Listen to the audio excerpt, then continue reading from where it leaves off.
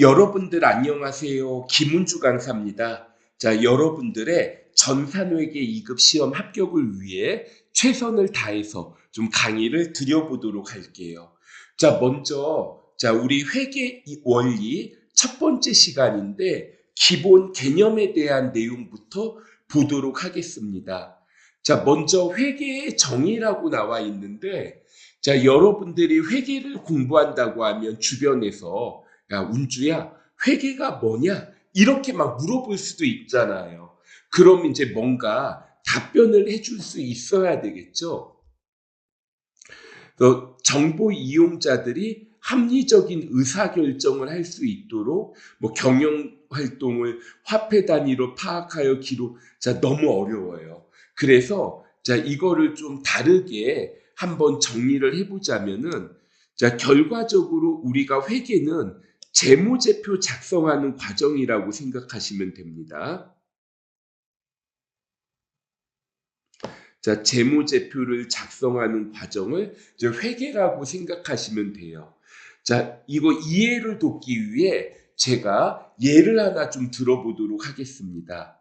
자, 만약에 여러분들이 100억 원을 투자를 해서 이거를 200억으로 만들 수 있는 사업 계획이 있다고 예를 들어 볼게요.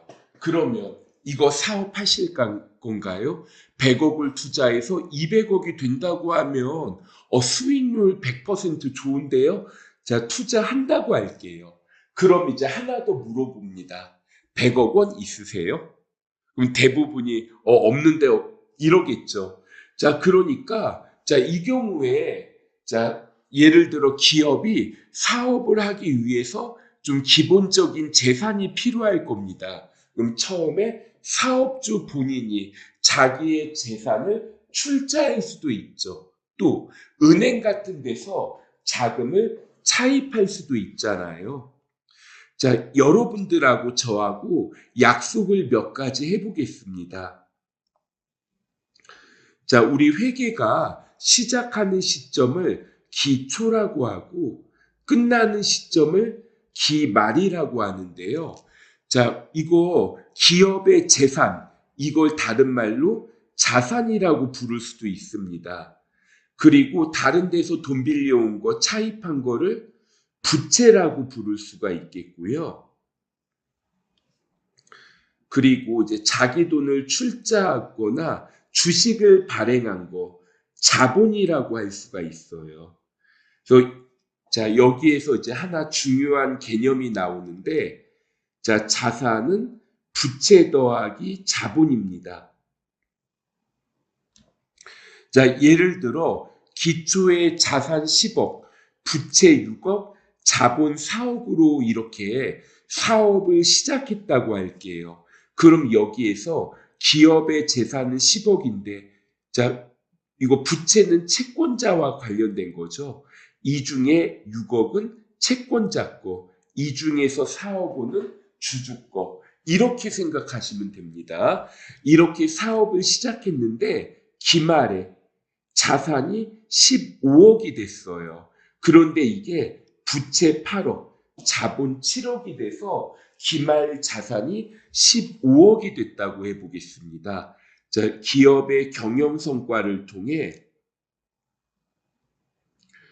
이렇게 기말의 새로운 자산, 부채, 자본이 형성됐다고 해볼게요. 그러면 어떤 사람들이 이 과정에 대해서 관심을 가질까요? 자, 이런 관심을 가지는 사람을 이해관계자라고 부를 수 있습니다. 이해관계자. 그러니까 누가 있을까요? 이해관계자. 자, 예를 들어 뭐 경영자 입장에서는 내가 얼마나 사업을 잘했는지 확인하고 싶겠죠. 또 채권자, 나 이 회사에 돈 빌려줬는데 원금하고 이자 회수할 수 있을까 궁금해하겠죠. 또 여기 자본 주주, 나 이 회사 주식 샀는데 이거 괜찮을까 확인하고 싶겠죠. 또 기업이 이렇게 이익이 발생하면 세금을 내야 되잖아요. 정부 또는 세무서 입장에서 자, 얼마나 세금을 징수할 수 있을까 확인을 하고 싶을 겁니다. 그리고 나 이 회사에 투자할까 말까 고민하는 사람들이 있겠죠.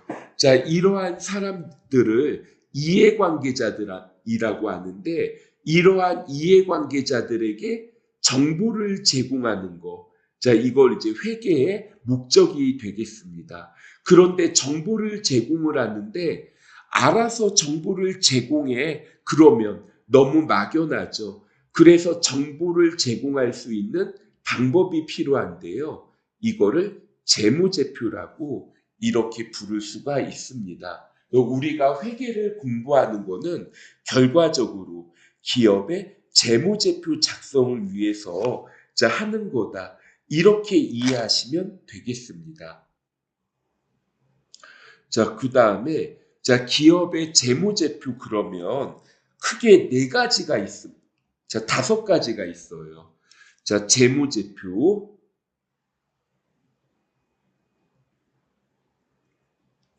자, 5가지. 먼저 재무상태표라는 게 있습니다. 자, 재무상태표. 자, 재무상태표는 일정 시점에 재무 상태를 나타내는 게 재무상태표예요. 그 다음에 이제 손익계산서라는 게 있습니다. 자, 손익계산서는 일정 기간에 경영 성과를 나타내는 게 손익계산서예요. 그래서 여러분들 시험에서는 재무상태표와 손익계산서가 중요합니다.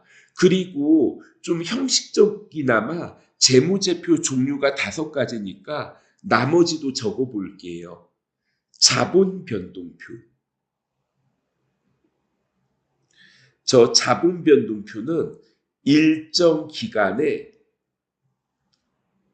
자본의 변동 내역을 나타내는 거.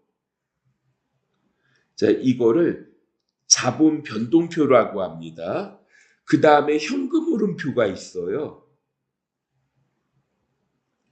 자, 현금 흐름표는 일정 기간에 기업의 재산 중에 가장 중요한 재산, 현금입니다.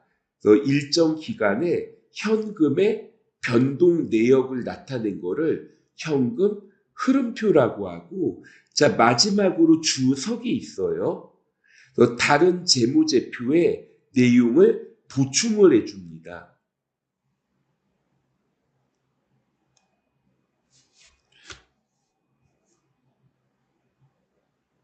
자, 이렇게 이제 재무제표의 종류를 나눠볼 수가 있겠습니다. 그 다음에 이제 회계의 구분에 대한 게 있습니다. 자, 우리가 재무회계, 관리회계, 그리고 세무회계로 나눌 수가 있는데, 자, 여러분들 시험에서는, 그러니까 세무회계는 우리 시험 범위가 아니어서 재무회계 위주로 나오는데, 다음 중 재무회계의 특징이 아닌 것은 하면서 관리회계의 특징을 하나 집어넣을 수가 있거든요. 그래서 비교해서 정리할 수 있어야 됩니다.